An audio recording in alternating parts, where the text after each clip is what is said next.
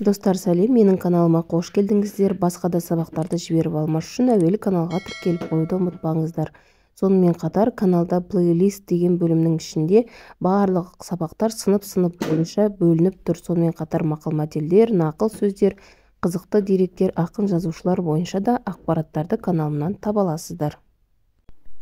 Бүгін 9-шы сабақ ұзақ и және қысқа и әріптерінің жазылуы деген тақырып. Екі әріптері бар сөздерді сауатты жазуға бүгін үйренетін боласыздар. Әуелі 34-ші жаттығудан бастаймыз. Берілген жұмбақты оқып, шешуін табуымыз қажет. Әжеме өң берген, жиегін көмкерген, етегі желкендей, киімеді ол нендей. Әрине бұл көйлек, әжейде көйлек, камзол және басына киген кимешекті көріп отырмыз. 35-ші жаттығу жаңылтпашты жадқа жаз.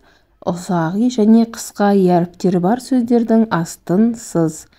Бейсенде бар сеңсең тон, сейсенде бар сеңсең тон, кигендері өңшең тон. Бұл жерде и дыбыстары бар сөздер бейсенде, сейсенде және кигендері деген сөздерде. Осы сөздердің астын сызасыздар. 36-ші жаттығуда Айжанның әшекей бұйымдар салатын қобдишасына идан басталатын сөздер түсіп кетіпті. Соларды табуға көмектесейік. Яғни и әріпіне басталатын сөздерді табуымыз қажет ұяшықтардағы сандарына байланысты.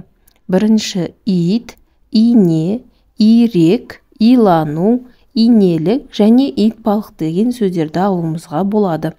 Бұл сөздердің орнына әріптерінің саны сәйкес келетін, басқа да осы идан басталатын сөздерді өз қалауларыңыз бойынша жазсаңыздар да болады.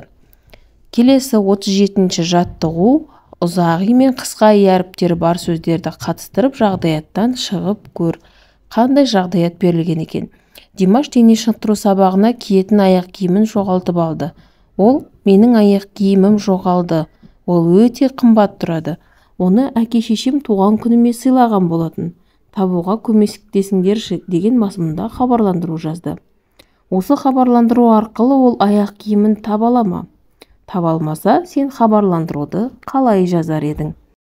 Ең әуелі хабарландыру деп атауын жазуымыз қажет. Құрметті оқушылар, ұстаздар, 12-ші желтоқсан күні түстен кейінгі уақытта ақ түсті спорттық аяқ киім жоғалды.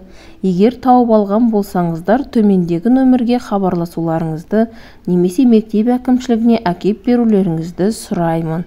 Төменгі жағына хабарландыруды кім беріп отыр? Мысалы, 2-ші А сынып оқушысы Есенов Димаш және телефон нөмірін, байланыс нөмірін міндетті түрде қалдыруларыңыз керек. Тауып алған адам, мысалы, оны кімге қайтарып беру керегін осы телефон нөмірі арқылы бірден анықтайтын болады.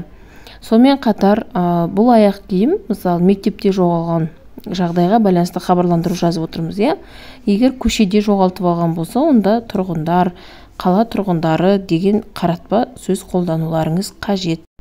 Сонымен қатар ол қандай сөмкеде болды, не болмаса басқандай белгілері болса, осы хабарландыруға қосып міндетті түрде жазуға болады. Мысалы, аяқ киім болғандықтан оның нешінші размер екендігін, оның қандай да бір оюы, не болмаса суреті болатын болса, оны да қосып жазуға болады. Осындай белгісі бар деген сияқты.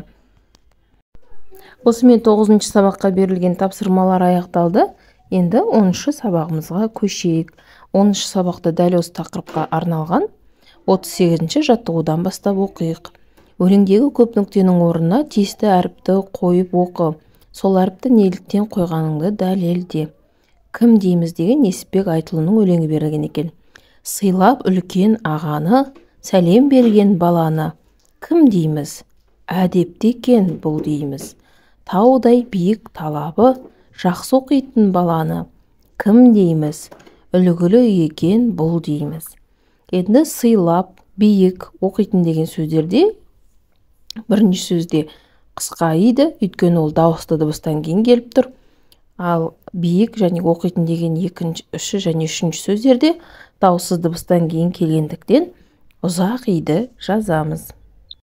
39-шы жаттығу. Аидаға әкесі планшет сыйлады. Планшеттен кейбір сөздердің жазылуын тексерді. Сол сөздерді көшіріп жаз және олардың жазылуын есіңде сақта. Планшетте көріп тұрғандарымыздай сый, сыйлық, сыйла, сыйды, тый және тыйым деген сөздер берілген. Көп жағдайда осы сөздерді жазу кезінде қате жіберіп жатады, яғни ы дыбысын жазбай бірден сыйлық, тыйым деп жазып жатады. Ол қате болады. Яғни сый, тый және бұлардан тараған сөздерде үнемі ый жазылады. 40-шы жаттығуда өлеңдегі көп нүктенің орнына тиісті әріпті қойып көшіріп жазамыз.